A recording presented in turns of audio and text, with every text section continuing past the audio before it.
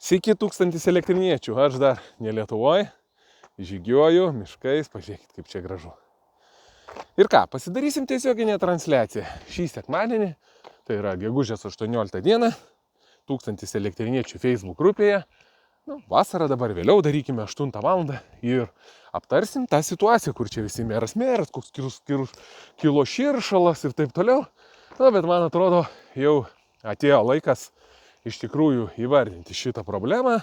Jinai yra kaip ir vieša paslaptis, kad jūs matėt, lankėsi ten policija, greitoji pagalba ir aš neminėjau dar vienos institucijos, bet kadangi policija padarė pranešimą, kad buvo moteris smurtavo vaiką prieš vaiką, smurtas, tai būtent buvo ir socialiniai darbuotojai. Tai kas ten vyko?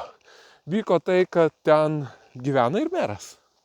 Būtent tam bute, ne name, jis ten atskiram kažkokiam būtent tam bute ir vyko visi šie dalykai. Tai iš tikrųjų tos informacijos dar daugiau bus paviešinta. Žmonės labai skundžiasi, aš pasakysiu taip, kad ne tik šitam bute ir kituose ankstesniuose butuose, kur gyveno, sakydavo, kad meras lankosi, bet jūs žinot, yra privatus gyvenimas, ten labai neviešinsi. Patys žmonės turi tą daryti, taip, bet sakydavo, kad išgerinėjimai, triukšmas pastovus, problemos, kad ir mato patį merą, taip, ateinantį pas tą moterį į svečius. Ir taip toliau. Vienu žodžiu, tai vieša paslaptis, jinai pati irgi neslėpia, kad jie kartu ir tą įvardijo ir mes aptarsim tas detalės, jų yra daug, kad, nekiltų čia kažkokio tai ažiotažo, bet būtinai turim tą padaryti. Jūs patys pamastykite, iš tikrųjų, tai koks vaizdelis? Vaizdelis toksai, kad ten, kur buvo meras, gyvena meras, taip, ten vyko tokie dalykai. Ir aš galiu pasakyti, kai Danai tu pasieltum, ten problemos, ten šeimos, taip toliau. Aš pasakyčiau taip, aš niekada neleišiu, jeigu tai kaip faktas ten parašyta, girtai moteriai, ten ar smurtauti prieš vaiką, ar taip toliau. Aš visada už dialogą, visada už kažkokį sprendimą. Ir tada nebūna tų tokių problemų. Bet jeigu tu, kaip sakant, žmogus vedi tokį pusiau asocialų gyvenimą, išgerinėjai, balevoji geri, mesgi žinom, kas būna galvoj, tikrai tada ne iki vadovavimo miestui ir taip toliau dalykai, ir ten socialioje aplinkoje, jeigu tu būni, su tokiais bendrauji, tai mažų mažiausia keista ir mažų mažiausia garbės daro mūsų miestui. Tai dar kartą primenu, kad 1000 elektriniečių grupėje, tai yra gegužės 18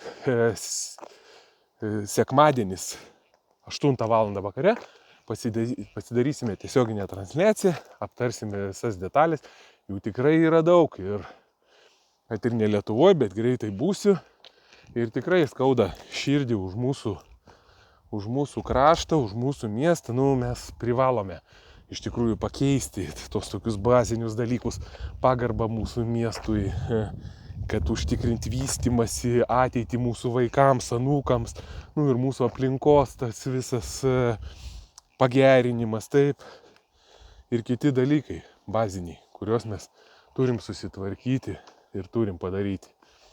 Ką, visiems linkėjimai, darbingos savaitės ir 1000 elektriniečių. Kas, jeigu paviešinsim ne mes, tai matot, paviešinam tik tai mes, Danas Dambrauskas, kažko reikalauja. Blogis turi savybę tokią, suprantate, plisti.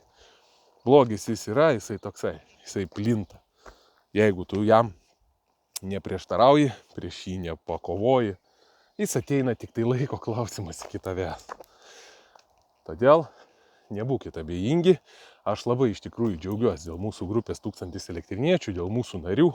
Jūs tikrai esat šaunuoliai, atstovit mūsų poziciją vis tvirčiau, vis aiškiau ir neleidžiat valdžios mylėtojų elementams pakeisti tos viešosios nuomonės, ją uzurpuoti kažkaip. Tai šaunuoliai esat. Ir ką, didžiausi linkėjimai jums.